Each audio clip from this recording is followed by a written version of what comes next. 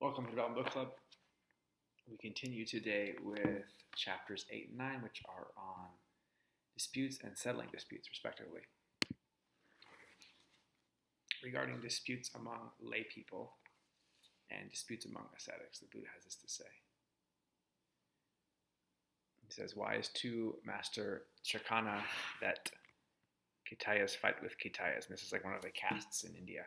Brahmins fight with brahmins and householders with householders. It is the answer here. It is brahmin because of adherence to lust for sensual pleasures, bondage to sensual pleasures. Question. Why is it, Master, that ascetics fight with ascetics?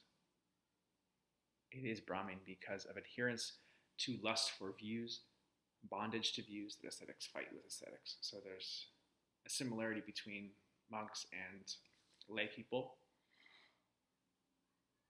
with this idea of bondage, but it's between sensual pleasures for most people and then their views for monks or ascetics. There's a cool story of the blind man and the elephant that I want to share with you. And that goes like this. On one occasion, the Blessed One was living at Savatthi in Jettis Grove, in a park. Now, at that time, a number of ascetics and brahmins, wanderers of other sects, were living around Savatthi.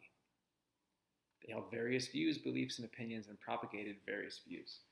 And they were quarrelsome, disputatious, wrangling, wounding each other with verbal darts, saying, quote, the Dhamma is like this, the Dhamma is not like that, the Dhamma is not like this, the Dhamma is like that. Unquote. Then a number of monks entered Savatthi on alms round. Having returned, after their meal, they approached the Blessed One, paid homage to him, sat down on one side, and told him what they had seen. The Blessed One said this, quote, monks, wanderers of other sects are blind and sightless.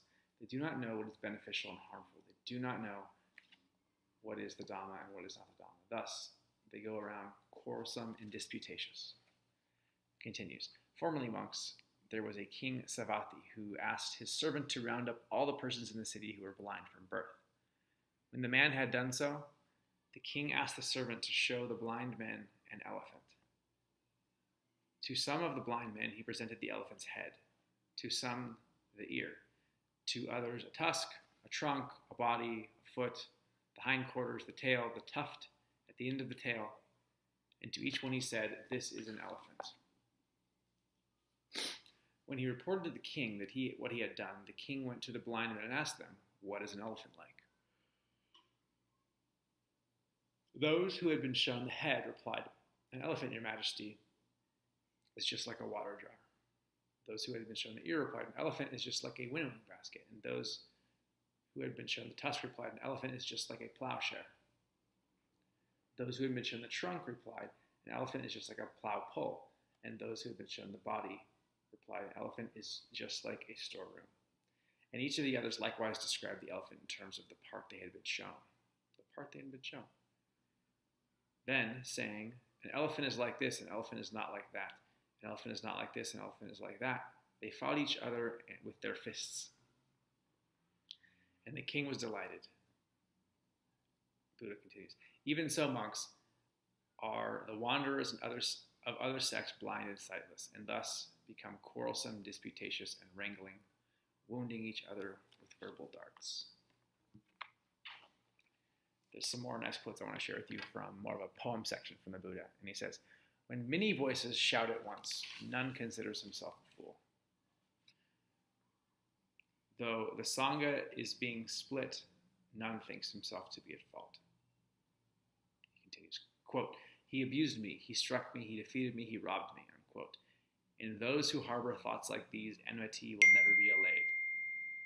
Breakers of bones and murderers, those who steal cattle, horses, wealth, those who pillage the entire realm, even these can act together as people. So it's like, codes among thieves. It's the Buddha asked, who can you not do so, or why can you not do so too?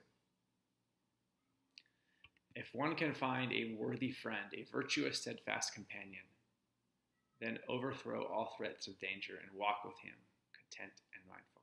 But if one finds no worthy friend, no virtuous, steadfast companion, then as a king leaves his conquered realm, walk like a tusker in the woods alone. Better is to walk alone There is no companionship with fools, he says. Walk alone and do no evil, at ease like a tusker in the woods. One quick quote from chapter 9 on settling disputes.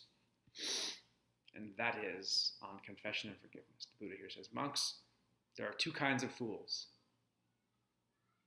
One who does not see a transgression as a transgression, and one who, when another is confessing a transgression, does not pardon him. These are the two kinds of fools. There are two kinds of wise people, one who sees a transgression as a transgression, and one who, when another is confessing a transgression, pardons him. These are the two kinds of wise people. And that is the end of this video. Thanks for watching.